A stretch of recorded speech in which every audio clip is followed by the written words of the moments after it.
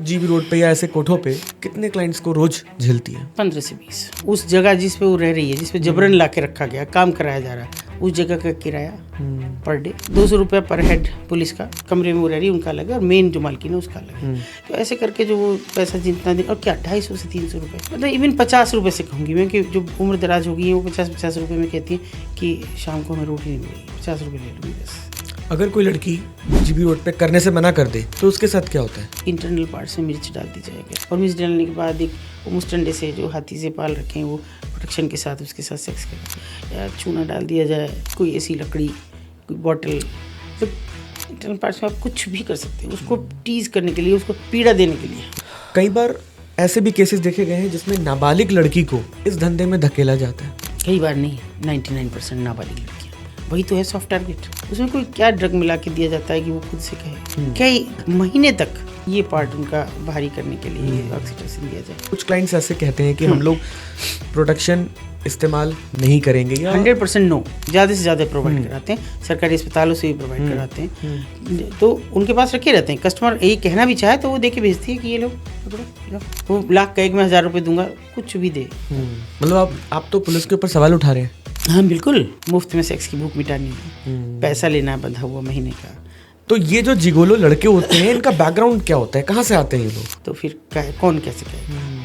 ये सामान्य परिवारों के होते हैं कि पैसे कमाओगे तो हमके किसको बुरे लगते हैं। बड़ी उम्र की औरतें होती हैं, उनको सेटिस्फाई करते हैं। मुझे पहली रात में 50,000 मिले। जीबी रोड की दीवारें हाँ कुछ बोल पाती, हाँ, तो वो क्या बोलती? वो बस ये कहती हैं कि अगले जन्म मोही बिटिया न कीजिए।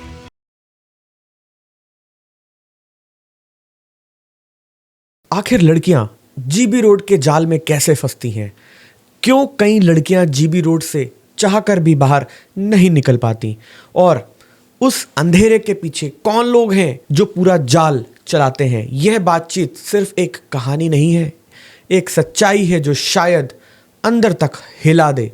तो इस पॉडकास्ट को अंत तक जरूर देखिए। Welcome to Victory Success Talk. आज हैं हमारे साथ अतुल शर्मा जी, जो संकल्प संस्था की निर्देशिका हैं। इन्होंने अब तक देह व्यापार में फंसी लगभग 300 महिलाओं को रिवाइव और रिहैबिलिटेट किया है। साथ ही 1700 से अधिक ऐसे बच्चों को उन्होंने घर वापस पहुंचाया है जो घर से भागे हुए थे, अपहरण थे, या फिर सड़कों पर भीख मांगने और भटकने के लिए मजबूर थे। तो चलिए शुरू करते हैं आज का पॉडकास्ट अतुल शर्मा जी के साथ में। तो अतुल जी, आपका बहुत बहुत स्वागत है हमारे आज के पॉडकास्ट में। सो कैसे हैं मैम? बढ़िया जी सर। हमने आपके बहुत सारे पॉडकास्ट देखे जिनमें आप एकदम खुल के बात करते हैं इन टॉपिक्स के ऊपर, जिनके ऊपर कोई बात करना भी नहीं चाहता आज के समय में। लोग इन बातों को या करना नहीं चाहते, या डरते हैं, या कई बार पुलिस का खौफ होता है, या कुछ ऐसे ग्रुप्स होते हैं, ट्रैप्स होते हैं जो ऐसे लोगों को बात करने से मना करते हैं या उनको धमकाते हैं। मैं सोचती हूँ ये हमारे अंदर का एक भय है कि हम इस पे बात करेंगे तो लोग क्या कहेंगे।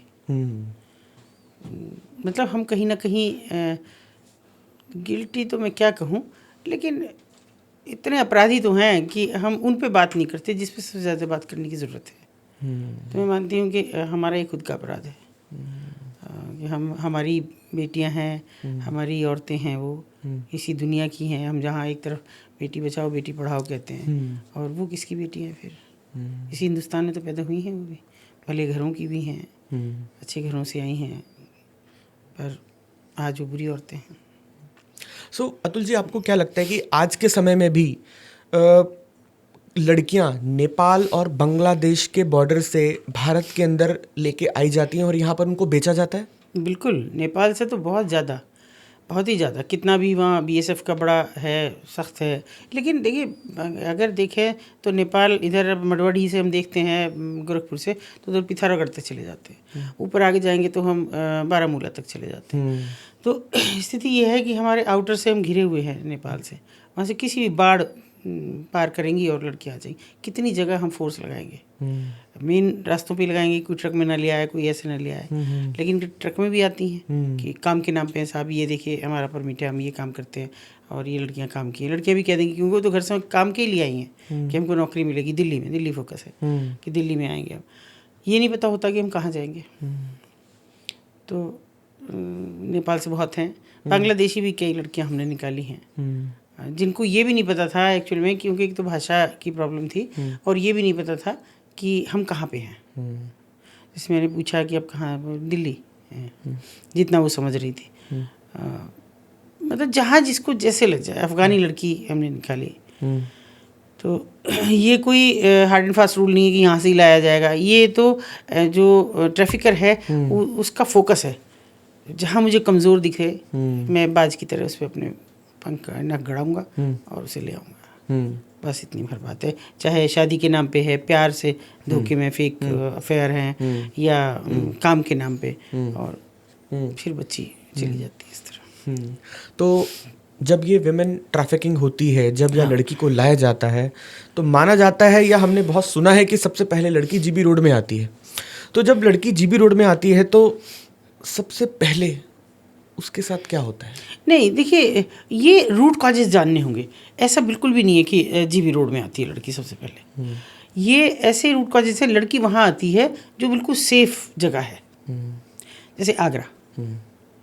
तो पता नहीं लग रहा, फैमिली है, एक बड़ी एक जगह है जहाँ कुछ ऐसी भी फैमिलीज़ हैं जिनके यहाँ मातृसत्तात्मक परिवार हैं, और यही, मतलब ये तो नहीं, लेकिन नाचने गाने का पेशा हुआ करता था। वहाँ पे ला के रख दीजिए।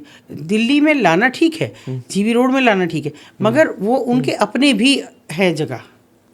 सभी मालकिनों के अपने घर भी हैं अलग से। अब आप किसी के घर में तो नहीं कह सकते कि आप रेड लाइट एरिया से हैं। इतना बड़ा दिल्ली है। मैं मेरठ में नहीं कह सकती, जिनके उनके अपने घर है वहाँ जाके नहीं कह सकती कि तुम्हारे पास ये स्थिति। तो उसके बाद तय किया जाता है कौन लड़की कहाँ के लिए है। और ये भी कोई हार्ड एंड फास्ट रूल नहीं है कि लिया है कोई भेड़ बकरी की तरह लाए और यहाँ सौदा हो गया, ऐसा कुछ भी नहीं है। जैसे एक छोटी सी घटना से आपको बताती हूँ कि मेरे शहर के बिल्कुल नज़दीक शहर से एक बच्ची बहुत गरीब है, माँ बाप नहीं है, और बुआ के घर में पल रही है, और धोबी हैं बेसिकली। तो नहर पे जाती है और कपड़े धोने रोज़ाना जाती है।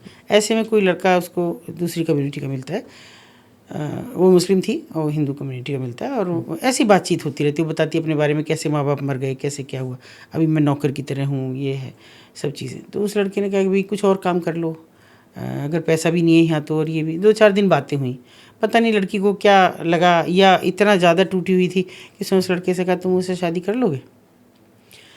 तो लड़का शायद काफ़ी समझदार था, पढ़ा लिखा था, बीटेक कर रहा था। तो उसने कहा कि देखो, ये इस बातचीत को अगर तुम ऐसा सोच रही हो तो ऐसा बिल्कुल भी नहीं है। पहली बात तो ये, मैं अगर होती भी ये बात ऐसी तो मैं कर नहीं सकता था। मेरे तो पिताजी मुझे गोली मार देते, दूसरी कम्युनिटी के तुम्हारे लोग हमें नहीं जीने देते। और वैसे भी मेरा कोई ऐसा है नहीं, मैं तो अभी पढ़ रहा हूँ और ये सब, और कल से नहीं आऊँगा। अगर तुमको मेरी बातचीत से ऐसा लगा कि तुम भटक रही हो तो मैं नहीं आऊँगा। पढ़ा लिखा लड़का था, चला गया, नहीं आया। अब देखिए ट्रैफिकर कैसे सक्रिय होता है। उसी के पड़ोस का एक लड़का ये सब बातचीत सुन रहा है, अगले दिन से देख भी रहा है कि लड़का नहीं आ रहा है। फिर उसे कहता तुमने देख लिया इन काफिरों को, ये नहीं शादी वादी करते, तुम्हें अगर ले जाता तो पता नहीं कहाँ बहका के रखता। अब तुम ऐसा करो, शादी तो मैं करूँगा, तुम्हारी बुआ तो करेगी नहीं कभी, क्योंकि तुम मुफ्त की नौकर हो। मैं तुमसे शादी करूँगा और मैं बाद में आऊँगा, तुम आज चली जाओ। एक ही दिन की बातचीत में तुम आज चली जाओ। तो उसने कहा आज नहीं, कल या परसों में जाऊँगी। कि ठीक है, कल परसों में चली जाना। हो सकता है कपड़े धोने उसे अपने भी, क्योंकि बहुत मैले कुचैले कपड़े में थी। तो तीसरे दिन उस लड़के ने उसको एक टिकट दिया, मेरठ का था वो, और 20 रुपये उस टिकट में से बचे हुए उसके हाथ में रख दिए। बोले इसको तुम कैसे भी खर्च करना, कैसे भी 20 रुपये को रिक्शे वाले को मत देना, बस अड्डे पे उतरना, कोई भी रिक्शा वाला रोकना और उससे कहना कि मुझे कबाड़ी बाज़ार ले जाए, और वहाँ पे जितने भी कमरे हैं तुम किसी पे भी चली जाना ऊपर जीने पे, और वहाँ मेरा नाम ये है बता देना, और मैं आके कल तुम्हें ले जाऊँगा, वहीं पे हम शादी वादी करेंगे। चली गई लड़की। अब देखिए, पहला ट्रैफिकर तो हुआ रिक्शे वाला, पहला तो वही हुआ जो है। इसका मतलब वो पहले भी ये काम करता रहा होगा। पहली बार में तो वो ये कहेगा नहीं मेरा नाम बता देना वहाँ पे, ये पहली तो घटना होगी नहीं, इससे पहले भी कुछ किया होगा। दूसरा हो गया कि रिक्शे वाला, ये चैन है पूरी। रिक्शे वाले ने पूछा नहीं तुम कौन हो, कहाँ से आई हो, कैसे, वो 20 रुपये उसके हाथ में है और वो वहाँ छोड़ आया है। तीसरा वो अड्डा हो गया। अब वहाँ से जाने के बाद वो जाएगी कहीं, लेकिन मैं क्या मैं आपको कहूँ कौशल जी कि पता नहीं कहीं ना कहीं मैं बहुत ज़्यादा नास्तिक भी हूँ, पूजा पाठ मुश्किल से करती हूँ, लेकिन कोई ताकत है जिसने हमेशा हाथ पकड़े रखा। यूं ही उस दिन बहुत गर्मी थी और मैं अपने घर से मतलब मेरे मायके से गुजर के, एक सड़क का दौर है और मैं ऐसे ही निकलते हुए मैंने कहा चलो पैदल जाते हैं।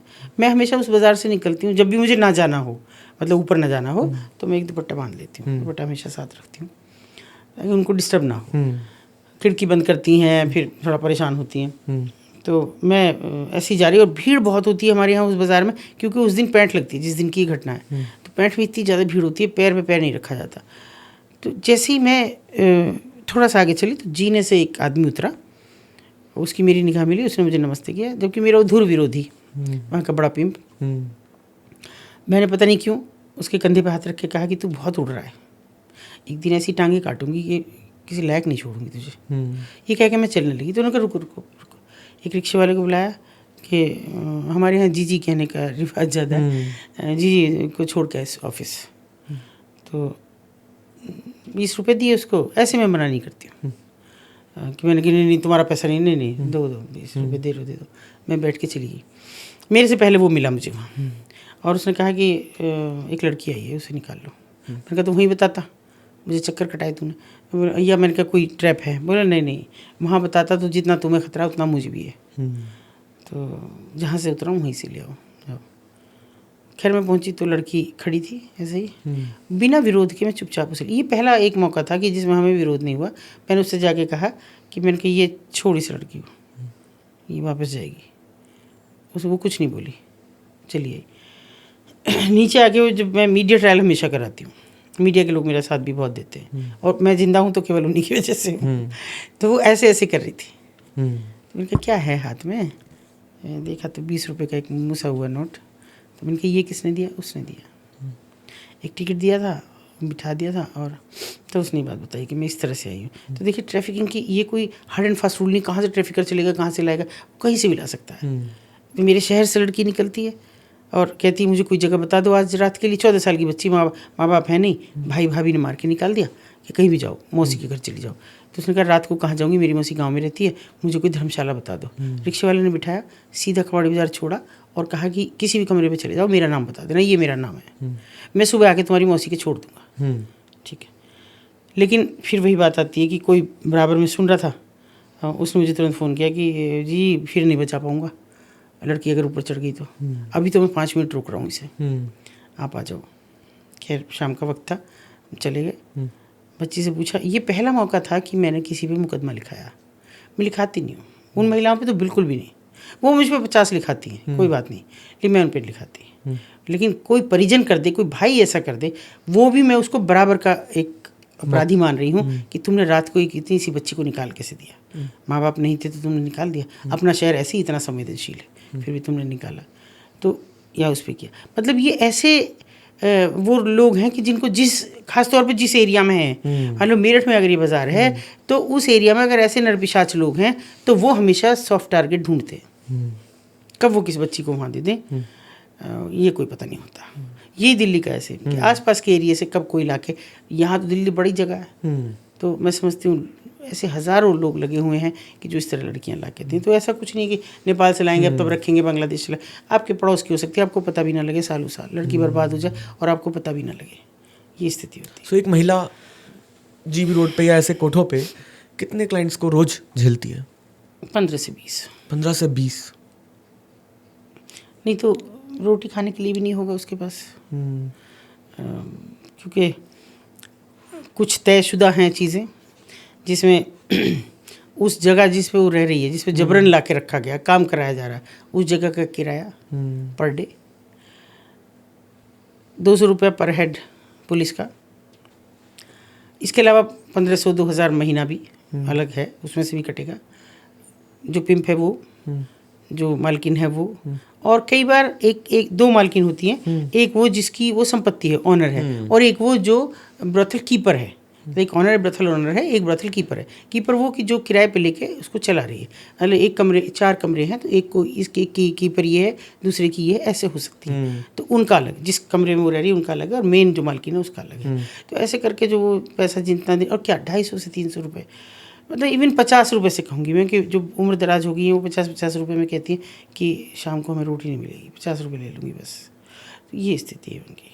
जो लोग कहते हैं ना वो इतनी ख़राब हैं, उजड़ हैं, लड़ती हैं, झगड़ती हैं, कैसे नहीं लड़ेंगी, क्या नहीं करेंगी वो, कि जिनकी आप अस्मिता को नोच रहे हो, खरोंच रहे हो, उनके उससे ज़्यादा कहीं इस जिस्म से ज़्यादा उनकी आत्मा खरोंची जाती है, और वो इतनी कठोर और निष्ठुर हो जाती हैं कि वो आपको वो देती हैं जो आपने उनको दिया। बस ज़रूरत है उनके अंदर के को बाहर के। मुझसे तो नहीं करती, तो करके देखिए, आप कोई प्यार ही नहीं करता उनसे। अगर कोई लड़की जीबी रोड पे करने से मना कर दे, हाँ, तो उसके साथ क्या होता है? ये बहुत बुरा है, बहुत बुरा है। इतना ज़्यादा है कि मारपीट तो बिल्कुल बहुत छोटी सी चीज़ है, कि उनको मारना पीटना या खाना न देना। एक लड़की अगर अपनी इज्जत को जो बचाने पे आती है तो वो खाने खाए बिना रह सकती है, मर सकती है बिना खाए, बिना पानी पिए मर सकती है वो।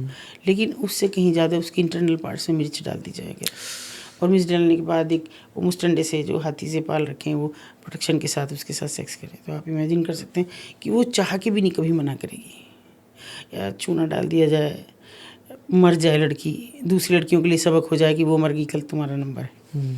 या कोई भी चीज़, कोई ऐसी लकड़ी, कोई बॉटल, मतलब इंटरनल पार्ट्स में आप कुछ भी कर सकते हैं उसको टीज करने के लिए, उसको पीड़ा देने के लिए। और वो ऐसे ड्रग्स कौन से मैं आज तक नहीं समझ पाई क्या है वो जो इंजेक्शन उनको दिया जाता है कि वो इतना हाइपर हो जाए कि वो खुद से कहे मैं पहले, कस्टमर को ज़बरदस्ती कहें कि मैं जाऊंगी, दूसरी नहीं। तो वो बहुत सारी चीज़ें की जाती हैं। कई बार ऐसे भी केसेस देखे गए हैं जिसमें नाबालिग लड़की को इस धंधे में धकेला जाता है। कई बार नहीं, 99% नाबालिग लड़कियां, वही तो है सॉफ्ट टारगेट। वो तो आपको जो मना भी नहीं करेगी, डर जाएगी। जो मासूम बच्ची अपने घर से निकली और वो डर जाएगी, फिर वो कभी, और इतना उसके लिए उसको मिर्ची की उसकी ज़रूरत नहीं पड़ेगी, वो तो आपके थप्पड़ से डर जाएगी, वो तो पहली बार के सेक्स से डर जाएगी, कैसे वो करेगी। और फिर भी कभी कभी जब वो पसंद नहीं करते लोग, ये बच्चा है ग्रोन नहीं है, तो ऑक्सीटोसिन देना है उसको, उसमें कोई क्या ड्रग मिला के दिया जाता है कि वो खुद से कहे फिर। और ये ऐसा समय कि लगातार दिया जाता वो कई महीने तक। और बहुत बाद मुझे ये समझ आया, पहले वो कहती थी कि अरे इंजेक्शन देना पड़ता है, इंजेक्शन, मुझे समझ नहीं आ रहा था कौन सा। पहली बार जब किसी ने कहा कि ऑक्सीटोसिन दिया जाता है, वो उसको कुछ और बोल रही थी। मुझे देखिए, हम लोग तो देहात से जुड़े हुए हैं, हमें पता है कि ऑक्सीटोसिन हम जब इस्तेमाल करते हैं हमारे काम करने वाले, कि जब भैंस दूध, वो भी गाय को नहीं, वहाँ भी इतना अंतर है कि अगर भैंस दूध नहीं दे रही है, कोई दिक्कत है, तो वो उसको ऑक्सीटोसिन लगा दें तो बहुत जल्दी एकदम दूध उतर आता है। तो सोचिए कि वो उनको ये पार्ट उनका भारी करने के लिए ऑक्सीटोसिन दिया जाए। और उससे भी ज़्यादा बुरा ये कि उसमें ड्रग डाल के दी जाए ताकि वो आदी हो जाए, मना ही ना करे, क्योंकि अगर अंदर से देखें तो वो बच्चा ही है, तो वो फिर भी मना करेगी। ग्रोन होने का मतलब ये नहीं, लेकिन वो ड्रग उसे मजबूर कर देती है कि वो उत्तेजना को बढ़ाने के लिए। मैम, ये जीबी रोड में जो क्लाइंट्स आते हैं, जो ग्राहक आते हैं, वो किस तरीके के होते हैं? वो अमीर लोग होते हैं, वो गरीब लोग होते हैं, वो अनपढ़ होते हैं, कि कैटेगरी क्या है? देखिए, गरीब अमीर का तो मतलब ही नहीं है। अमीर के लिए तो बहुत सारी चीज़ें हैं, क्या है उनके लिए तो एस्कॉर्ट सर्विसेज हैं, आपकी कॉल गर्ल्स हैं, आपका क्या चीज़ नहीं है, उनको कहाँ ज़रूरत है, उपलब्ध हैं। और अभी तो इतना ख़राब चीज़ें हो रही हैं आपकी दिल्ली में भी, मेरठ में भी, मेरठ जैसी छोटी जगह में होने लगा। समझिए कि हम रसातल पे जा रहे हैं कि बस अड्डे के सामने, और घरेलू औरतें हैं वो, मुंह पे वो कपड़ा बांध के हिजाब की तरह से, और वो रात को 6-7 बजे तक खड़ी हैं, बस ये उनका टाइम। सुबह आती हैं, जैसे घर में उनको पता रखा है, हमारी बात होती है उनसे कि हम काम पे जा रहे हैं, फैक्ट्री में नौकरी लग गई, और वो पूरा दिन दिल्ली बस अड्डे के सामने खड़ी रहती हैं। वहीं ऐसे होटल्स हैं जिनको हम पहले भी जेल भिजवा चुके हैं कई बार, ऐसे उन होटल्स में उनको जगह मिल जाती है, उसका वो पैसा लेते हैं रेगुलर 1 घंटे के लिए, और कस्टमर को वहाँ ले जाती है। तो ये जब इतनी ख़राब बात हो गई है, तो दिल्ली जैसे शहर के लिए तो यहाँ क्या नहीं है सब चीज़ें, तो वहाँ कोई ऐसा नहीं आता। रिक्शे वाले हैं, ठेले वाले हैं, मोची हैं, दर्जी, मतलब जो हैंड टू माउथ लोग हैं जिनको 500-600 रुपये दिन भर में कमाए, उसमें से 100-200 की पी, 200-250 वहाँ दिए, और 100 बच गया तो बीवी को दिया, और नहीं उसमें बीवी ने एतराज़ किया तो उसको पीटा। बस इतना सही ये चक्र है, चल रहा है। औरत से औरत का शोषण है जाके। आप एक औरत को शोषण करने गए तो दूसरी औरत तक वो चला गया उसका चक्कर। तो ये ऐसा मुझे समझ नहीं आता कौन सी दुनिया में हम जी रहे हैं। हम दिन रात नारे लगा रहे हैं, विश्व गुरु बन रहे हैं, ठेंगे पे विश्व गुरु हैं, कि जहाँ बहुत सी बात है कि जैसे अदम गौंडवी साहब कितने बरस पहले कह गए कि शायद कैसा बड़े लोगों को आभास हो जाता था कि जिस देश की बेटियां ही बर्बाद है नाशाद है, दिल पर रख कर हाथी कि ये देश के आज़ाद है। तो हम बेटी बचाओ बेटी पढ़ा के किसकी बेटियां, वो जो वहाँ हैं उन ब्रॉथल्स में हैं, जो दिन रात दम तोड़ रही है, जिनकी अस्मिता इज्जत सब चीज़, तो वो किसकी बेटियां। और अगर दिल्ली जैसे शहर में जहाँ सेंट्रल गवर्नमेंट है, जहाँ हमारे माननीय प्रधानमंत्री बैठे हैं, हमारी तमाम पूरा उनकी एक टीम बैठी है, क्या इन चौराहों से नहीं गुजरती? क्या बिल्कुल नज़दीक में वो ब्रॉथल है, क्या उनको कभी दिखता नहीं? क्या कान में आवाज़ नहीं पड़ती? अखबार नहीं आता? सब चीज़ पढ़ते होंगे। ये सोशल मीडिया ऐसा नहीं है कितना बिजी हो आदमी कि आज के ज़माने में कोई स्क्रॉल ना करता हो, पता नहीं लगता कि क्या हो रहा है, लेकिन कोई चर्चा नहीं है, कोई आवाज़ नहीं उठ रही। और मैं ये समझती हूँ कि इन सालों में पॉडकास्ट के बाद मैं शायद लाखों लोगों के संपर्क में हूँ जो बराबर बात करते हैं कि ये इतना कड़वा सच हमने नहीं सुना। तो क्या वो लोग नहीं देख रहे इस कड़वे सच को? किसी छोटे कर्मचारी को नहीं दिख रहा, उनके चौराहों पे जाते हुए बच्चे नहीं दिख रहे, जो कंधे पे पड़ा है, जो रो भी नहीं रहा है, धूप नहीं लग रही है, सर्दी नहीं लग रही है, वो बच्चा नहीं दिख रहा। आंकड़े कहते हैं कि हर आधा घंटे में एक बच्चा गायब हो रहा है। लौटा कब, ये भी तो पता कर लो। कभी लौटा भी, या आपने कोई कोशिश की, या बस आंकड़े इकट्ठा करते हैं कि बस आंकड़े इकट्ठे कर लिए हो गया, हमारा इतनी हो गई कर्तव्य की। मुझे नहीं समझ में आता। बिकॉज थाईलैंड की बात करें या बैंकॉक की बात करें, वहाँ तो ये सब चीज़ें एक टैक्स के नज़रिए से देखी जाती हैं, इनसे टैक्स अर्जित रेवेन्यू के पॉइंट ऑफ व्यू से देखा जाता है। मगर दिल्ली जैसे या बड़े शहर में ये रेवेन्यू के तौर पे नहीं देखा जाता, तो हमारी गवर्नमेंट इसको बंद क्यों नहीं कराना चाहती? देखिए, रेवेन्यू के तौर पे तो नहीं देखा जाता, मगर आप उसके बैकफुट देखिए ना। शराब है, रेवेन्यू आ रहा ना, है ना। ऐसा नहीं है कि ड्रग्स पे रेवेन्यू नहीं है, ये भी आप मत सोचिए। ड्रग्स किस नाम से आ रहा है, दवाइयों में डालने के नहीं किसके, लेकिन कहाँ यूज़ हो रहा है ये आप नहीं समझ सकते। और बहुत सारी चीज़ें हैं, चाहे वो उसकी भी छोड़ दीजिए, शराब की भी छोड़ दीजिए, कुछ और चीज़ें ऐसी हैं, कंडोम्स हैं, है ना। वो जो एक ऐसी चीज़ है, मैं आपसे पता नहीं मुझे क्यों इसको कहने में संकोच हमेशा ही होता है, जिससे भूख ना लगे। ये एक ऐसी ड्रग है, दवाई, और बहुत महंगी है। वो रेवेन्यू की नहीं है, उस पर रेवेन्यू नहीं आता है। वो उनको गोली दी जाती है सुबह, ताकि वो पूरा दिन अपने आप को बिल्कुल एकदम एनर्जिक महसूस करें और खाना ना खाएं, बस भूख ना लगे, ताकि एक टाइम का खर्चा बचे, केवल एक ही टाइम खा लें बस। जब भी वो भी मैंने देखा, इतना मैंने कभी कोई बहुत मन से ऐसे खाना खाते नहीं देखा वहाँ कि जो अच्छा लग रहा, भूख लग रही है और आदमी खा रहा है तो साफ चेहरे से तृप्ति पता लगती है, वो बस खा रही हैं ऐसे किसी तरह। तो वो रेवेन्यू की नहीं, रेवेन्यू की तो बहुत सारी चीज़ें वहाँ। जो कॉस्मेटिक्स वहाँ जा रहे हैं, सस्ते कॉस्मेटिक्स, वो नहीं, हाई फाई लेने वाले तो बहुत लोग हैं। रेवेन्यू तो हर चीज़ से अर्जित है ना, उनकी देह से भी है कि आप वहाँ तक जा रहे हैं, जो आदमी जा रहा है, जो वहाँ पैसा दे रहा है, जो आप टैक्स, वो भी टैक्स दे रहा है, हर आदमी टैक्स आपको दे रहा है। तो कैसे आप मानते हैं कि रेवेन्यू नहीं है वहाँ से? और बंद क्यों करें? लोग तो अपने अपने ढंग से कह देते हैं ना कि अगर ये बंद हो गए ब्रोथल्स तो रेप बढ़ जाएंगे। आज नहीं रेप हो रहे, 3 साल की बच्ची को नहीं छोड़ते, 4 महीने की बच्ची को नहीं छोड़ते, लड़के को नहीं छोड़ते। ये रेप नहीं है? और क्या ये रेप नहीं है जो सेक्स टूरिज्म में हो रहा है?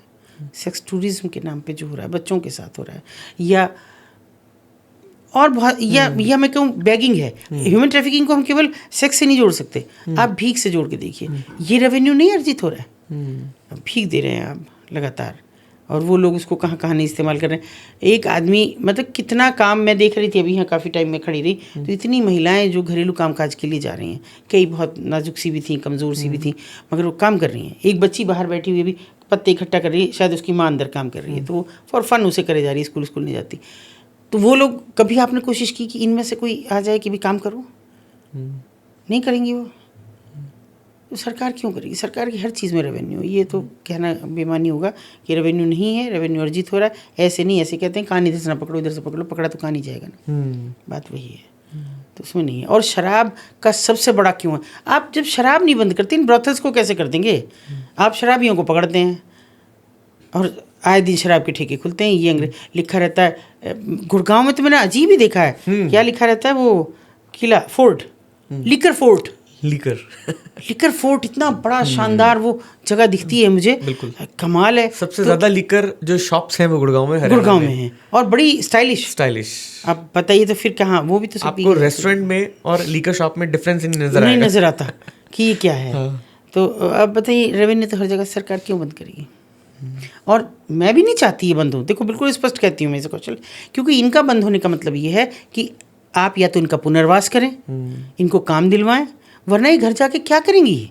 अगर ये अपने घरों में चली भी गई या कहीं भी सेटल हो गई तो क्या करेंगी? वहाँ की लड़कियों को बहका के ये काम करेंगी, वहाँ इनके घरों में कस्टमर, तब हम जैसे लोगों के लिए बहुत मुश्किल हो जाएगा। हम किसी के घर पे नहीं जा सकते कि आप ये क्या कर रही हो, ये कौन आदमी है, ये लड़की कौन है, नहीं कह सकते ये बात। वो तो खुला है तो हम जा सकते हैं, उनको निकाल भी सकते हैं, वहाँ से तो नहीं निकाल सकते आप। और हुआ ये, देखिए मैं उदाहरण के तौर पे बताऊं कि कभी लोग सस्ती लोकप्रियता के लिए कुछ कुछ करते हैं। हमारे यहाँ बहुत कुछ हो रहा है, बहुत कुछ है मेरठ में, जैसे आजकल ही चल रहा है एक वो हमारे एक बाज़ार बंद होने का। कुछ लोगों ने RTI को एक हथियार बनाया हुआ है। कुछ ऐसे हैं कि कोई अधिकारी कहीं से ट्रांसफ़र होकर आए, वहाँ किसी से दोस्ती हो गई, सो कॉल्ड NGO मैं कह रही हूँ, वहाँ चलो आज हम वहाँ चलो, हमारा तो ट्रांसफ़र वहाँ हो गया, यार चलो आओ तुम्हारा कुछ नाम वाम कराते हैं। यार का नाम काम कराया कि एक रेड से मुझे बेहद नफरत है, मैं पहले बता दूँ। रेड क्यों, काहे के लिए रेड? आप ED की रेड कर रहे हैं, आप क्या कर रहे हैं? रेड कराएंगे, आपका नाम हो जाएगा खबर में। आए वो रेड की, 10-20 लड़कियाँ इकट्ठा उठाई, भेड़ बकरी की तरह कोर्ट में पेश हो गई।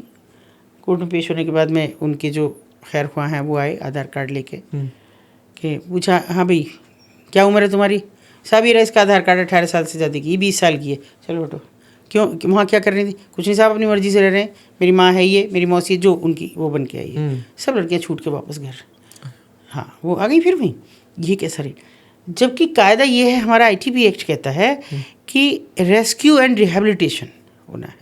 आप उद्धार करें, बल्कि पुनरुद्धार शब्द है वो, उद्धार करें और उसके बाद उनका पुनर्वास करें। पुनरुद्धार और पुनर्वास पे टिका है पूरा का पूरा। आप पुनर्वास तो करते नहीं। पुनर्वास का इतना कड़वा सच है कि एक प्रयास हुआ, बहुत मैराथन प्रयास हुआ, और उसकी ऐसी धज्जियाँ उड़ाई इस हिंदुस्तान के लोगों ने कि कहाँ पुनर्वास हुआ मुझे आज तक पता। मुझे अपने शहर का पता नहीं लगा पुनर्वास कब हुआ, कि वो हुआ ही नहीं। मेरे से नाम ले लिए, सब चीज़ हो गई, और जब मैंने पूछा, मैंने कहा हो गया, बोले हाँ ट्रेनिंग हो गई। मैंने उन्होंने औरतों से पूछा, भाई तुम ट्रेनिंग पे गई? उन्होंने कहा दीदी हम तो आपके बिना एक पैर नीचे नहीं रखते, तो वहाँ कहाँ जाएंगे, कौन सी ट्रेनिंग होगी? तो जैसे मेरे छोटे से शहर से हो गई, ऐसे जो बड़े बड़े शहर हैं उनसे भी होकर चली गई होंगी।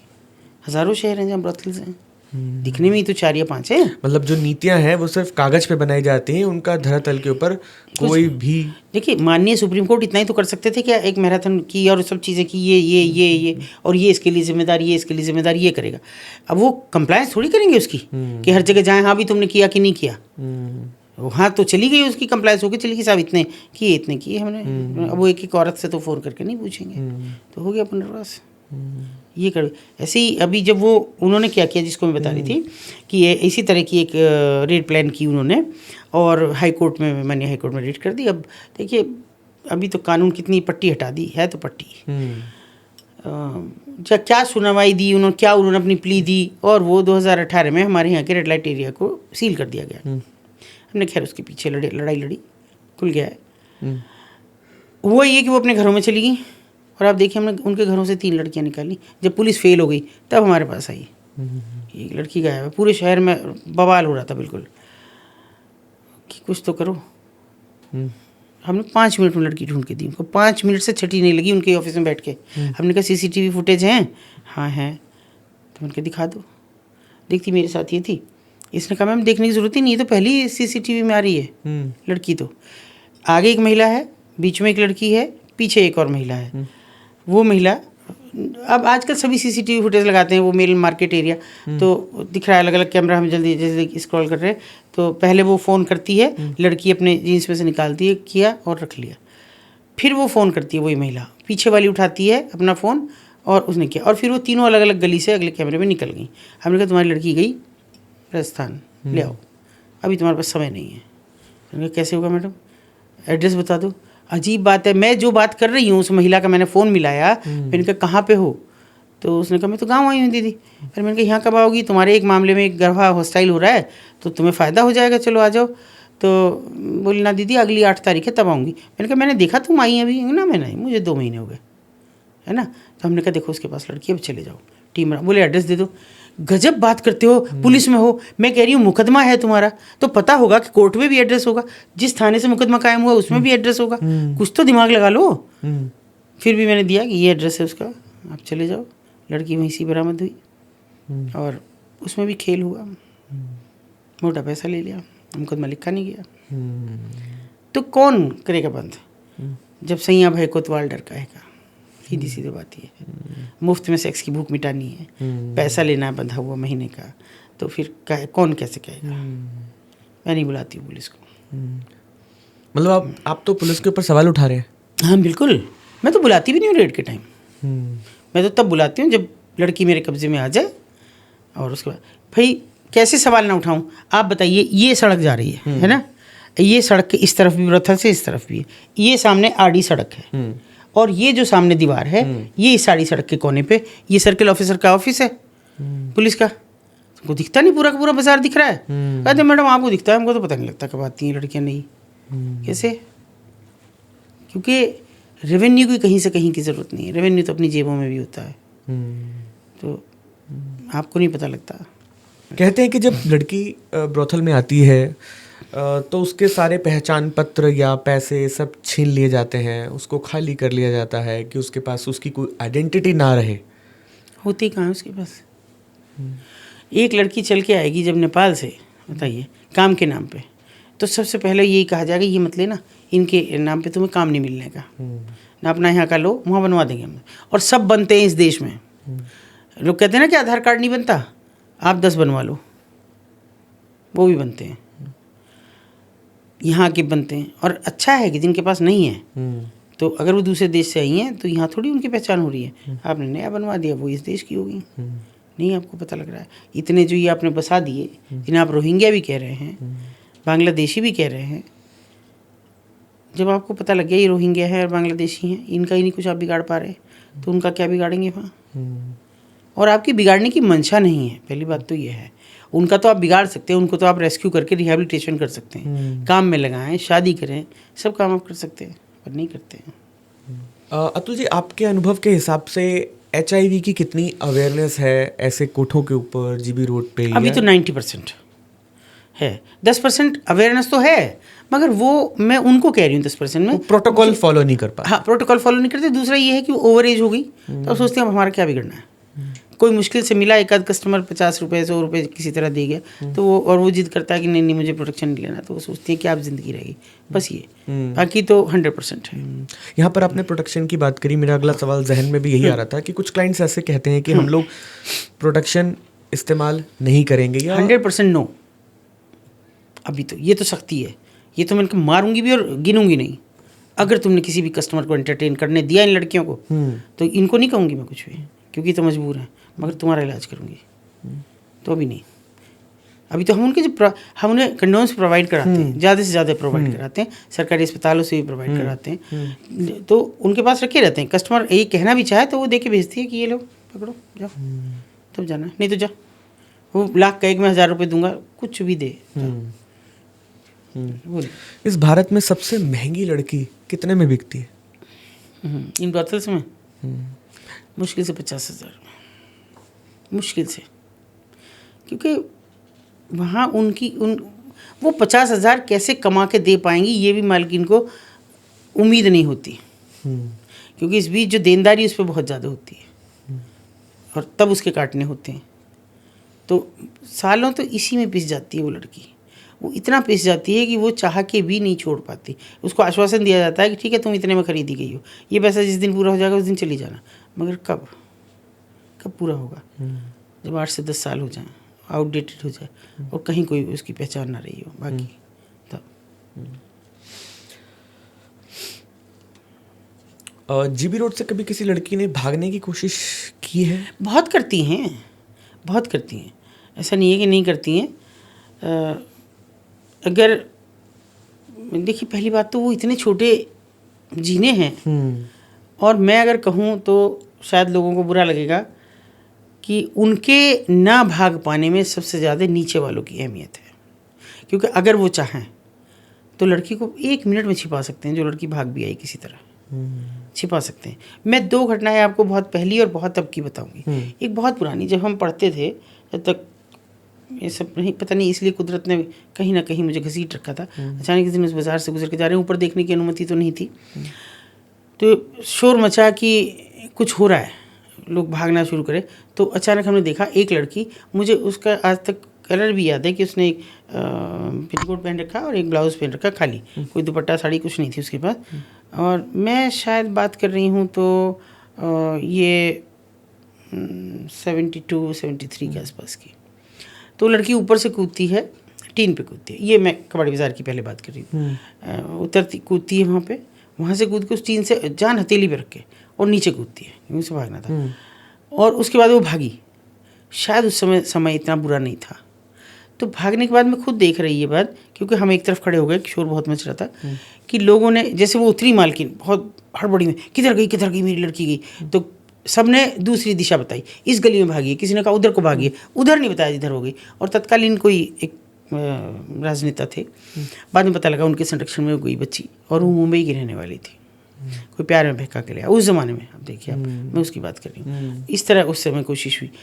मगर आज की स्थिति ये है कि नीचे वाला तो देखिए, मैं तो वहाँ की बेटी हूँ मेरे पास की, वो ये जानते हैं, समय से बदलते मेरा पद बढ़ता गया कि मैं बुआ हो गई हूँ, कभी जीजी रही, तो अच्छा जी आज कोई लड़की निकालोगी, ऐसे मुझसे तो पूछेंगे, भाई तुम भी बता दिया करो, कोई तुमको नहीं पता लगता है कि नई लड़की आ रही है? क्यों नहीं लगता? कैसे तुम्हारी आंखें, तुम्हारा दिल, तुम्हारी आत्मा, सब चीज़ मर जाती है उस समय। तो निकालो, अच्छा ये वाली लड़की निकाली है, अच्छा ये तो हमने देखी नहीं, कभी नहीं देखी भी, तुमको पता नहीं लग रहा, मुझे इतनी दूर बैठ के पता लगता है। तो ये हमारी सोच और मानसिकता पे डिपेंड कर रही हैं ये चीज़ें।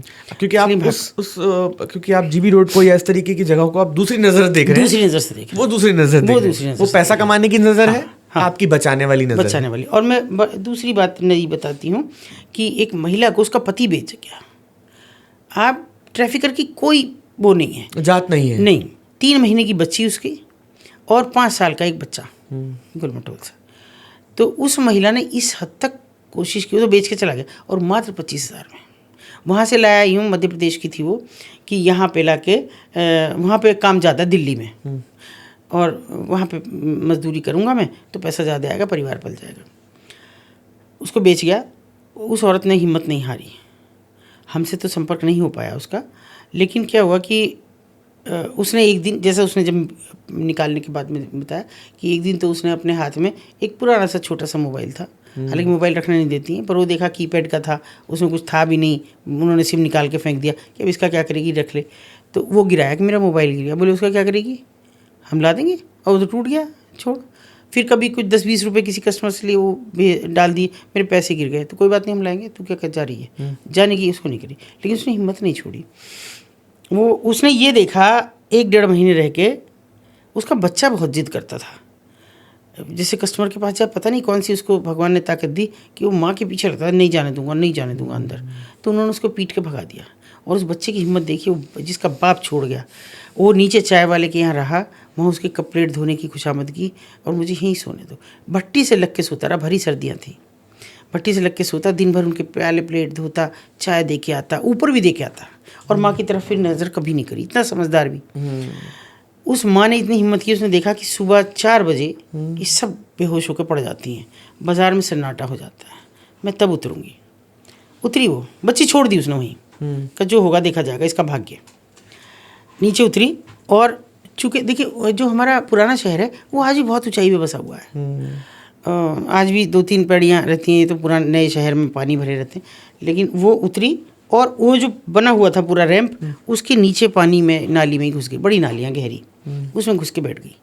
और घुस के इसलिए बैठी कि वो ये देख रही कि अब बाज़ार में जब आवागमन शुरू हो जाए तब मैं जाऊँ, क्योंकि अभी तो कोई भी नहीं दिखेगा, मैं कहाँ जाऊँ। लगभग 5-6 बजे झाड़ू वाली आ गई, जो सड़क पे लगाती है, इक्का दुक्का ठेले वाले आने लगे, वो निकल के भागी, पानी में गीली, और 6 दिसंबर की ये बात है। भाग के वो थोड़ा सा आगे जाके उसने देखा टेम्पू को लोग कई बार चेन करके छोड़ देते हैं, तो उस टेम्पू में छिप के बैठ गई। 7 बजे करीब टेम्पू वाले आया होगा, तो उसने तू कौन है, तो उसने हाथ जोड़ लिया, भैया मुझे बचा दे कैसे भी। उसको कुछ नहीं सूझा, उसने सीधे हमें फ़ोन किया। मेरे शहर में मेरे नंबर हैं, हाँ। मैं फ़ोन किया, मैं जानती भी नहीं हूँ जिन्हें भी, उन्हें पे भी है, कि दीदी ये लड़की वहाँ से आई हुई है और मैं भी ज़्यादा देर नहीं रखूँगा। अब मैं कोई बात नहीं, चिंता मत कर, इसका घर वहाँ से थोड़ा पास है। मैंने इसको कहा कि तुम जाओ कपड़े लेके जाओ, लड़की भीगी हुई है, गर्म कपड़े भी ले जाना, सूट वूट ले जाओ, और जो भी समझो ले जाओ, बच्ची को ले आओ अपने घर पे। इसने बदला के उसको ले आई। तो इस बीच में उसने कहा कि मेरी बेटी है वहाँ पे, उसे बचा दो, बस मेरी कहानी बाद में सुन लेना। हम भाग के गए तो वहीं बाज़ार में बताया लोगों ने कि दीदी ऊपर ना जाओ जी, वो तो लेके गई है एक मतलब वो क्या कौन सी मार्शल टाइप की गाड़ी है, कोई जीप टाइप की जोंगा जैसी, उसमें लेके गई हैं और बच्ची उनके साथ है और वो इधर गई है, मतलब हापुड़ रोड की तरफ गई है। मेरा मायका मतलब ये तो है ही शहर में, लेकिन गांव मेरा वहाँ है। मैंने मेरे जो चचेरे तहेरे गांव के भाई उनको सबको कहा बहुत जल्दी भागो और खरकौदा थाने के सामने तुम चेन बना के गाड़ी रोको, ऐसे ऐसे ही गाड़ी आ रही है। और उनका जी कोई बात हो, मैंने कहा कुछ नहीं होने की, तब तक मैं आ रही हूँ। उन्होंने चैन बना के देखा, उन्होंने कि भाई ये रोक के खड़े, ये तो वो मेरा पूरी रेखी है, मैं कहाँ की बेटी हूँ, कहाँ मेरा घर है, कहाँ गांव है, सब रहता है उनके पास। तो उन्होंने देखा कि भाई ये उन्हीं के बंदे होंगे। उन्होंने बच्ची को फेंका और वो कच्चे रास्ते उतर गए। तो मुझे फ़ोन किया कि जी ये बच्ची को तो फेंक गई एक को, ये तो हमने उठा ली है, लेकिन कच्चे रास्ते उतर गई। मैं कहा पीछा मत करो, आ जाओ, मैं आ रही हूँ। बोलना हम ले आके आ रहे हैं, बच्ची को ले आए। अभी देखिए जब बच्ची को ले आए तो एक बच्चा जो है, अभी तक हमें नहीं पता था इसका ही बेटा भी है, कोई बात ही नहीं हो रही थी। उसने मेरा ऐसे पल्लू हिलाया तो ऐसे राख वाख सी लगी हुई, सांवला सा बच्चा, गोरा चाहिए मतलब गोल मटोल सा। मैंने कहा बेटा बताओ काम है, कुछ खाने को चाहिए? तो बोले नहीं, ऊपर मेरी मोटो है। मैंने कहा मोटो कौन है ऊपर तुम्हारी? वो जिसको ले गए हो ना आप, वो तो मेरी मम्मी है, जो मेरी मम्मी भाग के गई सुबह, और मेरी एक बहन है ऊपर, मोटो है मेरी, उसे ले। मुझे समझ आया अपनी बहन को कह रहा है। मैंने कहा तेरी मोटो बच गई। तो बड़ा खुश, उसने तुरंत मेरी उंगली पकड़ी और मेरे साथ वो चला आई। ऐसा मतलब मैं अगर मैं कहूँ कौशल कि मैंने आज तक वो मुकदमा ख़त्म नहीं किया, मैंने उस आदमी मुकदमा किया। अभी मुझे उस वकील ने कहा, उनके ने, बहन जी उसे छोड़ दो। अब मैंने कहा नहीं, अब मरते तुम तक नहीं छोड़। बोले वो मर रहा है, लाचार है, खाट में लेटरिन पेशाब करता। मैंने कहा इससे भी बुरे हाल में होगा, मैं छोड़ूंगी नहीं उसे, मैं वो मुकदमा मरते दम तक अपने ख़त्म नहीं करूँगी इस आदमी का। सुरक्षित है, बस पढ़ रहे हैं बच्चे दोनों उसके। अतुल जी, इसमें कहते हैं कि पैसे की चैन बहुत लंबी होती है। हाँ, बहुत लोग इसके अंदर इन्वॉल्व होते हैं इस पूरे केस में। हाँ, पूरे में देखिए मैंने बताया ना कि आप रजिस्टर है, बाकायदा रजिस्टर में लिखा रहता है कि इसको क्या दिया, इसको आज 200 रुपये दिए, एक वो दिया, शराब की बोतल दी इसको, जिसमें एक दलाल की भूमिका तो है ही सबसे बड़ी, और उसका सामूहिक होता है। मतलब वो पर हेड नहीं लेता, क्योंकि उसकी तो कोई एक लड़की से मतलब नहीं, उसको तो पूरे के पूरे कोटे का संरक्षण करना है कि पुलिस में कोई दिक्कत हो तो वो मैं देखूंगा, एडमिनिस्ट्रेशन में हो तो मैं देखूंगा, ये सारा काम मैं करूंगा। लड़की आएगी तो उसको कैसे लाना है, यहाँ तक क्या करना है, ये मैं करूँगा। फिर पुलिस को है, पुलिस में भी कई तरह से है कि एक तो थाने को जाएगा 200 रुपये पर हेड, 200-250 बढ़ ही रहा है, और एक मासिक जाएगा 1500-2000 के करीब मासिक जाएगा। इसके अलावा पिकेट है, वो पिकेट को कुछ ऐसे नहीं जाता, लेकिन वो कैसे बड़ा छोटी सी रकम है कि मान लो ये सामने वाले कोठी पे उसको किसी कस्टमर को बात करनी है और वो यहाँ दुकान पे खड़ा होगा, तो इस दुकानदार के ऑटो में अगर उसकी यहाँ सेटिंग हो गई और वो चला गया तो 10 रुपये इसके हो गए, 10 इसके हो गए, फिर 10 रुपये मालकिन की तरफ से हो गए इसको 20 रुपये हो गए। अगर दिन भर में उसके 4 कस्टमर भी हो गए तो 80 रुपये 100 रुपये उसने ऐसे ही कमा लिए बिना कुछ बिके हुए उसके। ये इनका, और ऐसे में ही कस्टमर के जो 2 पिकेट जा रही हैं तो जो सिपाही हैं उनका पैसा गिन लिया, शाम तक कितने हुए तेरे, आज कितने आए, इतने कस्टमर आए, चल 10 रुपये के हिसाब से ये दे। अगर 40 कस्टमर 50 कस्टमर आए तो 10 रुपये के हिसाब से ये दे, ये बिक रहा है। फिर उसके बाद में देखिए एक बड़ी खतरनाक बात है, हर ऐसी जगह जहाँ रेड लाइट एरियाज है वहाँ रेस्क्यू ऑफिसर अपॉइंट होता है सरकार की तरफ से। रेस्क्यू ऑफिसर का सबसे ज़्यादा पैसा है, सोच के देखिए। गड्डियों में पकड़ा है मैंने कि जब साहब गिन रहे हैं और इस हालत में है, मैंने उन लोगों को सड़ते हुए भी देखा है कि मुँह से ऐसे उसकी राल गिरती रहती है, हाथ ऐसे रहते हैं, पैर यूँ, रिटायर हो गया है, आदमी उठा के बिठा दे कहीं पॉट पे तो बैठ गए, नहीं तो हिल रहे हैं पूरे, पानी नहीं पी सकते, ये यूँ भी खा रहा है, खाना नहीं खा सकते, उनका खाओगे, ये उनकी इज्जत के सौदे का पैसा है। उनकी बार बार मरती हुई आत्मा का पैसा है जिसे आप खा रहे हैं, तो ऐसे ही सड़ेंगे। कई लोग मैंने ऐसे देखे हैं कि जो इस तरह सड़ के मर गए। उन्हीं का एक दलाल इस हालत में मरा कि उसको रस्सी से बांध के रखते थे कि उसको पता नहीं था उसके घर वालों को कि चल रहा है तो चल दिया, दीवार है सामने, उसको नहीं पता, दीवार में टकरा गया, मुड़ गया अगर तो फिर मुड़ के चल दिया किधर, ये हालत में मरा है वो। तो अगर उनका कोई खाता है तो होगा यही हाल। चेन है बहुत बड़ी।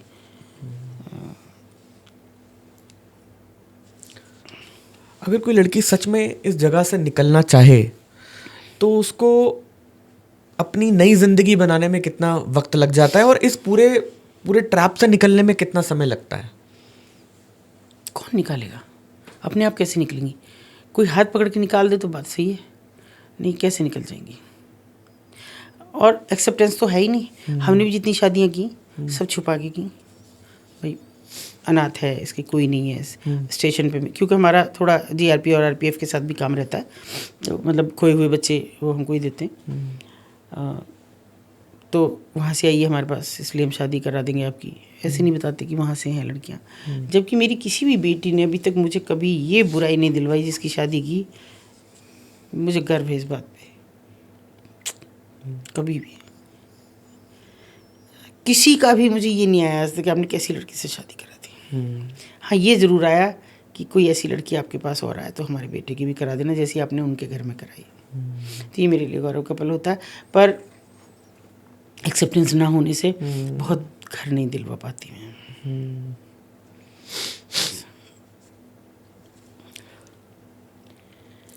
अच्छा, हम यहाँ पर अतुल जी बात करते हैं मेल सेक्स वर्कर की, जिसको हम जिगोलो भी कहते हैं आज के समय में। ये भी एक नया कॉन्सेप्ट, नया ट्रेंड है आज के समय में, बहुत इसके बारे में भी हम सुनते हैं। तो ये जो जिगोलो लड़के होते हैं, इनका बैकग्राउंड क्या होता है, कहाँ से आते हैं ये लोग? ये सामान्य परिवारों के होते हैं। देखिए, आप कह रहे हैं नया ट्रेंड है, मैं कह रही हूँ बहुत पुराना है। मेरे पास 2009 में एक लड़का आया और उसने कहा कि मुझे अकेले में बात करनी है। ठीक है, मैंने सोचा शादी वादी, मेरे पास तो हर तरह का आदमी आ जाता है, तो ये लव मैरिज करनी होगी, चलो मैडम के पास चलते हैं, वो करा देंगी हमारी।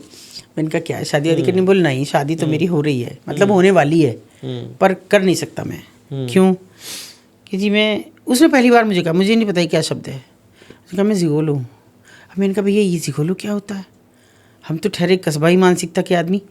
तो बोले वो जी मेल प्रोस्टिट्यूट हूँ मैं। आप समझो, मुझे ऐसा लगा जैसे तुझे किसी ने धक्का दे दिया एक अंधेरे कुएं में। कुछ मुझे बहुत देर समझ नहीं आया। मैंने कहा बेटा मैं तुझे यहाँ से धक्के मार के बाहर निकालूं कि तुझे ये पूछूं कि तू ऐसा क्यों बना? मुझे कुछ समझ नहीं आ रहा। बोले जी एक बार सुन लो, फिर चाहे धक्के मार के निकाल देना। और स्थिति ये है कि मेरी शादी होने वाली है, पर वो औरतें मेरी शादी नहीं होने दे रही हैं। मैंने कहा वो औरतें कौन हैं? बोले जी बड़े घरों की औरतें हैं। मैं जिम जाता था और वैसे तो मेरा फ़ौज में जाने का था, पर वो मेरा हट गया, मन नहीं था। हमारे यहाँ बहुत फ़ौज में जाते हैं लोग। तो मैं जिम, मुझे शौक़ था कि देखूं मैं, सिक्स पैक बनाते हैं लोग तो मैं भी करूं। हालांकि मेरी फैमिली इतना मुझे नहीं पसंद करती थी इस बात को, पर फिर भी मैंने किया। ट्यूशन पढ़ाए, उसकी फ़ीस अरेंज की, घर वाले नहीं दे रहे थे, कुछ भी करा। और उस दिन मुझे जब मेरा पूरा हो गया था, अब मैं ठीक हूँ, तो मुझे ऑफ़र दिया जिम वाले ने कि पैसे कमाओगे? तो उनका किसको बुरे लगते हैं, हम तो वैसे भी मिडिल क्लास के लोग हैं। तो उन्होंने कहा ठीक है। उसने मुझे बताया कि ये करना है तुम्हें। मैंने कहा क्या करना है? बोले वो बड़ी उम्र की औरतें होती हैं, उनको सेटिस्फाई करना है। मैंने कहा तुम कहते रहो, बाद में मैं तुमको क्या कहूँगी मुझे नहीं पता। मैंने कहा कि मैं, उसने कहा कि उनको तुम्हें सेटिस्फाई तो करना ही है, तुम्हें कोई ख़तरा नहीं है, और मुंह मांगे पैसे देंगी। मुझे पहली रात में 50,000 मिले। मैंने कहा तुझे शर्म नहीं आई कि वो तेरी माँ जैसी थी? क्या उम्र थी उसकी? वो 50+ थी। बिल्कुल लिहाज नहीं आई। तो उसने कहा जी शर्म तो उसको भी नहीं आई, मैं उसके बेटे जैसा था। मैंने कहा फिर क्या हुआ? बोले उसके बाद धीरे धीरे मुझे पैसा मिलता गया, और मैंने कहा मैं नाइट ड्यूटी कर रहा हूँ, और मैंने कहा कि मैं गुड़गांव जाता हूँ, नोएडा जाता हूँ काम करने के लिए घर वालों से। उनको पैसा आता, वो बुरा नहीं लग रहा था, मेरा बेटा तो बहुत कमा रहा है। अब हुआ ये कि वो मुझे अपनी फ्रेंड्स के पास भेजने लगी, उनके पास जाओ वो भी अच्छा पैसा है, मुँह मांगे जो तू मांगेगा, मैं नहीं टोकूंगी। मैं उनके पास जाने लगा, और इसके लिए मुझे स्टेमिना बढ़ाने वाली गोलियां भी खानी पड़ी, वो भी उन्होंने मुझे दी कि ये गोली खाओ, कोई फर्क नहीं। आप भी समझ सकते हैं कि मर्दों की एक लिमिट है, औरत की भले ही ना हो। मैं एक रात में 4-4, 5-5 औरतों के पास गया, और इनकी सच्चाई ये है कि मैंने रात भर में 2-2, 3-3 लाख रुपए कमाए। मैंने कहा तो कमाता रहे फिर, अब क्यों मेरे पास आया, मैं ही क्या कर सकती हूँ इसमें। बोल नहीं, मेरी शादी है, और वो कहती हैं कि ऐसे ही रात को आना पड़ेगा। शादी तो कर ले, हम मना नहीं कर रहे हैं। मैं कैसे जा सकता हूँ जी, मेरे घर वाले कह रहे हैं रात की ड्यूटी छोड़, अब दिन की कर, घर में बहू आएगी, ये कौन सा तरीका है। और मैं तो खुद को फिट भी नहीं मान रहा अब, मैं अपने आप को बहुत कमज़ोर मान रहा हूँ कि मैं शादी के लायक नहीं हूँ। मैंने कहा चलो वो तो देखा जाएगा, रिकवर हो जाएगा, कोई बात नहीं। 25-26 साल उसकी उम्र थी। मैंने कहा बेवकूफ़ लड़के, पहले तो ये समझ ले कि वो औरतें ज़्यादा खतरे में हैं। वो तुम्हें कह रही है ना कि सीसीटीवी फुटेज में तू आ रहा है हमारे यहाँ आते हुए, मेरे बेडरूम तक आ रहा है। मैंने कहा तो बेडरूम में किसने बुलाया, कोई एक बार तो ज़बरदस्ती जा सकता था, दूसरी बार, तीसरी बार, चौथी बार, हर बार गया तू तो। और जितनी औरतें सबके घर गया, सबके घर तू ही दिख रहा, ऐसे तू ही हो गया कि सब जगह रेपिस्ट तू ही है, कि सब जगह चला गया, उन औरतों ने कुछ बोला ही नहीं। तब उसको थोड़ा सा समझ आया, बोले जी मैं क्या करूँ, मैं कुछ मत कर, शांति से अपनी शादी कर, घर बैठ, ये तेरे घर तक नहीं आएंगी। तो ये जिगोलो का कॉन्सेप्ट पहली बार मुझे समझ आया, और अब ये प्रोफेशनल हो गया, ये भी समझिए। अगर किसी को है तो कुछ लोग हैं जो संपर्क करते हैं, और सब ये gym, massage parlour, spa centres, इनके ज़रिए। क्योंकि मसाज में कौन आती है, मसाज पार्लर में वो मोटी थुलथुल औरतें जिनको, वो आपके प्राकृतिक चिकित्सा केंद्रों में नहीं जा सकती, आयुर्वेदिक थेरेपी सेंटर्स में नहीं जा सकती, वो इनमें जाएंगी। ऐसा क्या है, वहाँ आप जाएंगी तो आपको रिलैक्स होगा, प्राकृतिक तरीके से आपकी चिकित्सा की जाएगी, और यहाँ आप एक पता नहीं, और वहीं से ये सब संचालित होता है। लोग कहते हैं मैं तो अपने यहाँ नहीं खुलने दे रही, मैंने तो बवाल कर रखा है बिल्कुल, मेरे यहाँ तो एक आएगा, मैं कुछ लोगों को पकड़ रखा है, मैंने कहा जाओ शिकायत करिए, मैं करूँगी, मेरे से तो झगड़ा करते हैं ये कि मैडम कभी तो शांति से रहने दो, जाओ बंद करो बस। भारत में ये ह्यूमन ट्रैफिकिंग लॉ बना हुआ है, मगर फिर भी ये अपराध क्यों नहीं रुक रहे हैं? मैंने बताया तो कि बड़ी खामियां हैं। जैसे ये जो ITP एक्ट है, ये कहता है कि 2 या 2 से अधिक स्त्री या 2 या 2 से अधिक पुरुष अगर एक कमरे में, एक परमिसेस में बिल्कुल सेक्सुअली इन्वॉल्व हों, वो वेश्यावृत्ति है। ऐसा कैसे संभव है? उन्होंने भी पर्दे डाल के केबिन बना रखे हैं। दूसरा ये है कि बालिग अपनी मर्जी से है तो आप उसे कुछ नहीं कह सकते। किसी एक पुरुष के साथ है वो महिला सेक्सुअली इस समय इन्वॉल्व है, आप उसे कुछ नहीं कह सकते। आप देखो जितने भी इन चीज़ों में छापे लगते हैं तो ले जाते हैं एक बार भर के मुंह बंद करके, और थाने से चेतावनी देके छोड़ दिया जाता है, क्योंकि उनके सामने भी कानून आता है, उसमें कुछ नहीं कर सकते। दूसरा, राजशाही कसर अभी पूरी हो गई है कि अब विवाहित पुरुष किसी से संबंध रखे तो कोई वो अपराध नहीं है। विवाहित स्त्री किसी, पहले वो एक था एडल्ट्री का मुकदमा होता था, लेकिन अब वो खत्म हो गया है। ऊपर से आप लिव इन रिलेशनशिप को कह दिया आपने कि रहो, कोई फर्क नहीं पड़ता। उससे पैदा जो बच्चा होगा उसको पूरे हकूक भी देने पड़ेंगे, भले उस स्त्री को मत दो। यानी औरत को आप वहाँ भी 2M दर्जा दे रहे हैं कि औरत को दो या मत दो, लेकिन उसके बच्चे को दे देना। अगर बच्चे वो क्यों पैदा करेगा, बच्चे तो हैं उसके घर में। तो ये ह्यूमन ट्रैफिकिंग का है, आज से थोड़ी है, कब से 56 का ये बना हुआ एक्ट है। तो जब नहीं, मतलब कैसे हो, इम्प्लीमेंटिंग एजेंसी ही कमज़ोर पड़ जाती है उसमें। मान लो हम पुलिस को कई बार दबाव दे के भी कहें तो कि मैडम क्या करें बताइए, कानून कहता है कि इनको कुछ कहना ही नहीं है हमें। हाँ, नाबालिग लड़की है तो हम जेल भेजेंगे इसे, अक्सर भी लगाएंगे, और दूसरे 4-5-6 धाराएँ हैं इसकी, उसको भी लगाएंगे, पर वो इनमें नहीं कर सकते जब ये महिलाएं कह रही हैं हम तो अपनी मर्जी से। और जिस पे वो कहते हैं कि ये अपनी मर्जी से, मैंने कहा जिस पे 4 आंखें लगी हुई हों ऐसी सख्ती से, जिसकी आंखों से इशारा हो रहा हो, वो लड़कियां कैसे कह देंगी कि हम मर्जी से नहीं है साहब, हमें बचा लो। नहीं कर पाती हैं, तुम अलग से करते नहीं हो, वो उनके जो माँ चाची ताई बन के उनके सामने खड़े हैं, तो कैसे वो हटेंगी। तो कानून तो इसमें बिल्कुल फेल है ये एकदम। और दूसरा एक और भी है ना इसमें कि आज तक आप भी गौर करके देखना, अभी जब भी कभी रेड होती है कस्टमर नहीं पकड़ा जाता कभी, किसी रेड लाइट एरिया में। फिर कहाँ की वेश्यावृत्ति हुई, खत्म हो गया तो बात। और जब महिलाएं पकड़ी गई, ये महिलाएं थी जी वहाँ ब्रोथल में, कैसे किसी के घर को आप ब्रोथल कह सकते हो, भले ही वो ऊपर रह रही हैं, आपने तो उसको ब्रोथल नाम दे दिया, लेकिन वो तो नहीं मानती। हम तो नहीं कहा हमारा घर है जी, है, मैं भी नहीं कहती, मैं तो कमरा कहती हूँ उनका, ये तुम्हारा कमरा, ये तुम्हारा कमरा, मैं तो कभी कोठा शब्द नहीं इस्तेमाल करती, तो वहाँ बच जाते हैं। आपके एक्सपीरियंस और अनुभव के हिसाब से सबसे दिल तोड़ देने वाला केस कौन सा था? ऐसे तो बहुत सारे हैं, पर क्या बताऊँ, एक अ, कुछ बहुत सारे ऐसे हैं कि जिनको मैं कहने में मुझे बड़ी तकलीफ़ होती है।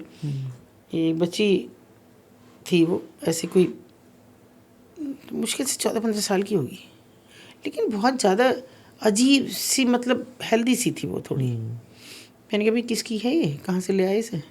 और ना दीदी ये तो हमारी है, मेरी बहन की लड़की है, इसकी है।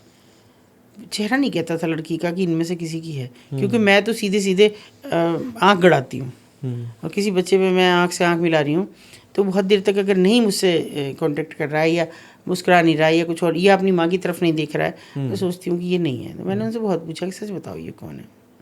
नहीं बताया। थोड़ी हेल्दी सी थी।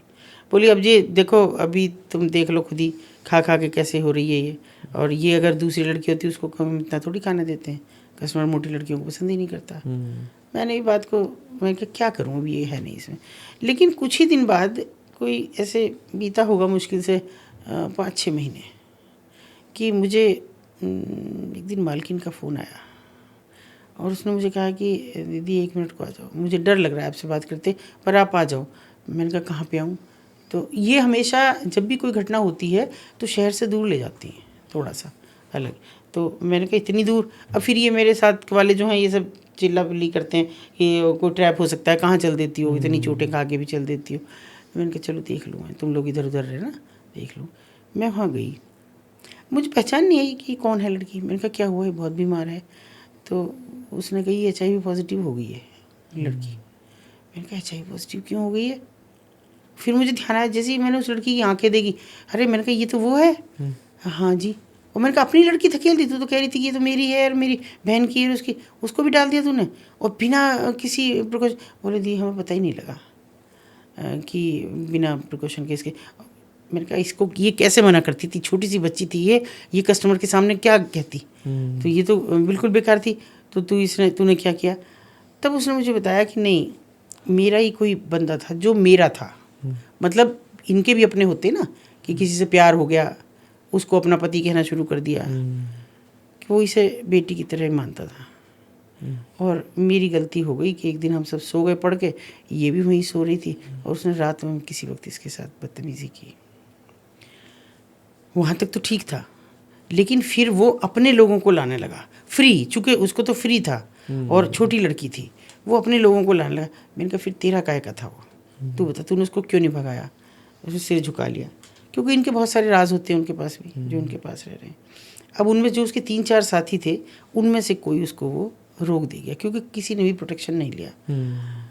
वो बच्ची का मुझे ऐसे याद है आज तक, वो मैंने उसे जैसे जाके ऐसे करा, उसको इतना अंदाज़ा नहीं था कि अक्सर लड़कियां मुझे कह देती हैं मच्छू हमें ये हो गया है, ऐसा हो गया। मैंने उसे लेके ना ऐसे कंधे से लगा, वो बहुत रोई। और उसने जो मुझे ये कहा ना कि मुझे उसी दिन ले जाती तो मैं मरती नहीं। उसको ये नहीं पता कि मुझे क्या बीमारी हुई है, क्या हुआ है, लेकिन उसका ये कहना, मैं कभी वो गिल्ट नहीं ख़त्म कर पाई कि जो उसने कहा मैं मरती थोड़ी, जो मुझे उसी दिन ले जाती। मैंने कहा तूने तो नहीं कहा, मैंने तो आपकी तरफ देखा था, आपने दोबारा कहा ही नहीं मुझे, और अब तो मुझे कह रहे हैं डॉक्टर साहब मैं मर जाऊंगी अब थोड़ी देर में। मैंने कहा तुझे पता तुझे क्या हुआ है? नहीं मुझे गंदी बीमारी हुई है बहुत, उसमें बचते नहीं है। अब मेरी आंखों के सामने हो गई। अतुल जी, आपकी NGO का लॉन्ग टर्म विज़न क्या है आगे? देखिए मेरा तो पहली बात तो मेरा ही है कि मैं कभी भी, मैं ये सोचती हूँ जिस दिन आँख बंद हो उस दिन भी किसी बच्ची को निकाल पाऊँ। पहली बात तो ये है। और दूसरा, मेरा फ़िलहाल जो एक बहुत ज़्यादा हम उसमें कर रहे हैं, लोगों का भी आ रहा है। और पहले तो मैं इसमें ऐसे कहूँगी, क्योंकि आप लोगों के ज़रिए मैं सच में टोटली आप पॉडकास्टर्स को उसके लिए मैं सैल्यूट करती हूँ, थैंक यू भी बोलती हूँ कि 37 लड़कियाँ निकाल पाई हूँ मैं, कि आप लोगों के ज़रिए मुझसे पेरेंट्स ने संपर्क किया, खुद लड़की ने सोनागाछी से कलकत्ता से मुझसे संपर्क किया, जिसको मैं निकाल पाई। यहाँ की लड़कियों ने 5-6 मज़दूरों की लड़कियाँ थी जिनको मैं दिल्ली से निकाल पाई। तो लेकिन फिर भी मेरे एक ये है कि मैं मोबाइल के प्रति सचेत कर सकूं।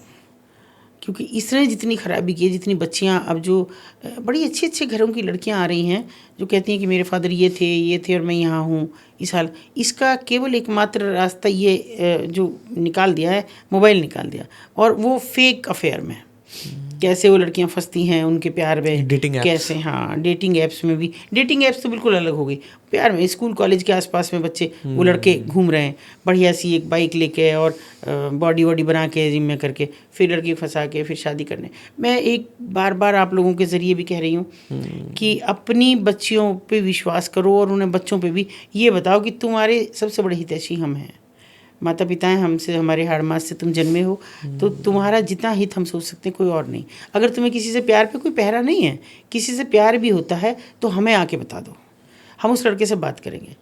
मैं हर जगह जा रही हूँ, कॉलेजेस में जा रही हूँ, बता रही हूँ कि इतना करो कि माँ बाप से बता दो। अगर उस लड़के को भी कहो मेरे माता पिता से मिल लो, अगर वो मिलता है तो समझो वो ठीक लड़का है, उसको कहो कैरियर बनाओ, मैं भी तुम भी, फिर शादी करेंगे। रुकता है वाकई तुमसे प्यार करता है, वरना वो कहेगा कि चलो भाग चलते हैं, पहले शादी कर लेंगे फिर माँ बाप से आके माफ़ी मांग लेंगे, ये तो कुछ नहीं कर पाएंगे। और समझ लो तुम्हारी आखिरी मंजिल कुछ भी हो सकती है, कोई ब्रथल हो सकता है, कोई एस्कॉर्ट सर्विस हो सकती है, कोई कॉलगर्ल रैकेट हो सकता है, कहीं भी तुम फंस सकती हो। फिर ये मेरा लास्ट है कि क्योंकि अब बदल गया समय। एक टाइम हमारा फोकस था कि हम बच्चियों को कॉलेजेस में ये समझाएं बेटा किसी के प्यार में ज़्यादा मत पड़ना, लेकिन आज हम प्यार में पढ़ने को बिल्कुल मना नहीं कर रहे, कह रहे मोबाइल के प्यार में मत पढ़ो, बस इससे थोड़ा दूर रहो। माँ बाप को भी मैं कह रही हूँ इससे थोड़ा दूर रहो।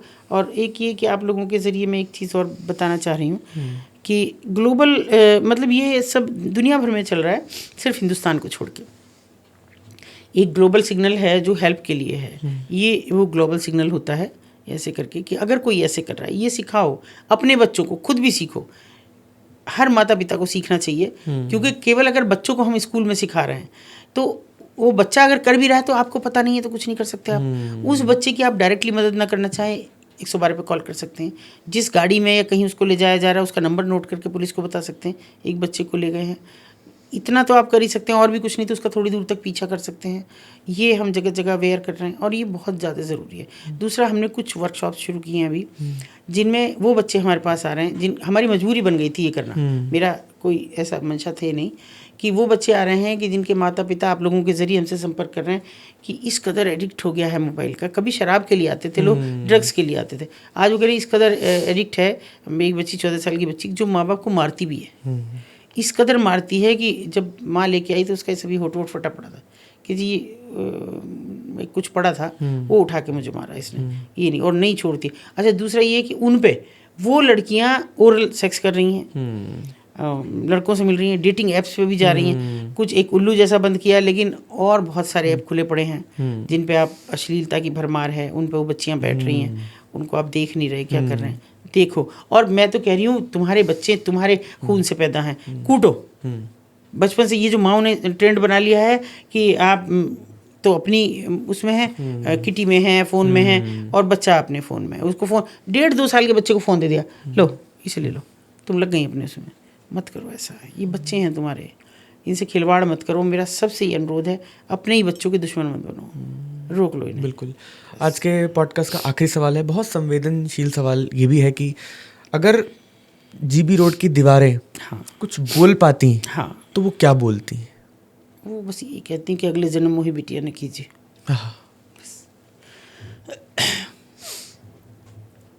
आप लोग दुनिया में रहने वाले लोग शायद अंदाज़ा नहीं लगा पाते कि वो किस हाल में जीती है।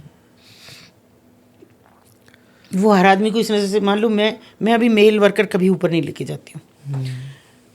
अगर जीने में आहट हुई और मैं जा रही हूँ तो वो देखने आती हैं, अब मुझे देख के थोड़ा निराश होती है।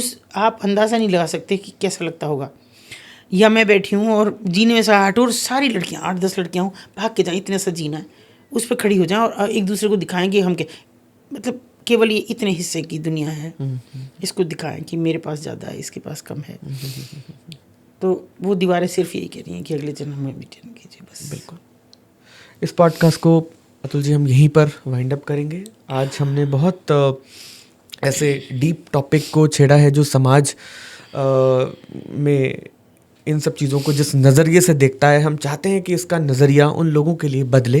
बिल्कुल। और हम लोग भी, हमारा पॉडकास्ट, हमारा चैनल भी, हम चाहते हैं कि हमारी नज़र भी बदले और हम उनके प्रति अपने भाव को बदलें। अगर आपका सवाल भी कोई अतुल जी के साथ, अगर आपका कोई सवाल है तो आप हमारे अपने सवाल को इस कमेंट बॉक्स में ज़रूर डालें और आपका सवाल हम अतुल शर्मा जी तक ज़रूर पहुंचाएंगे और ये वाला पॉडकास्ट अपने फ्रेंड्स और फैमिली के साथ ज़रूर शेयर करें। शुक्रिया।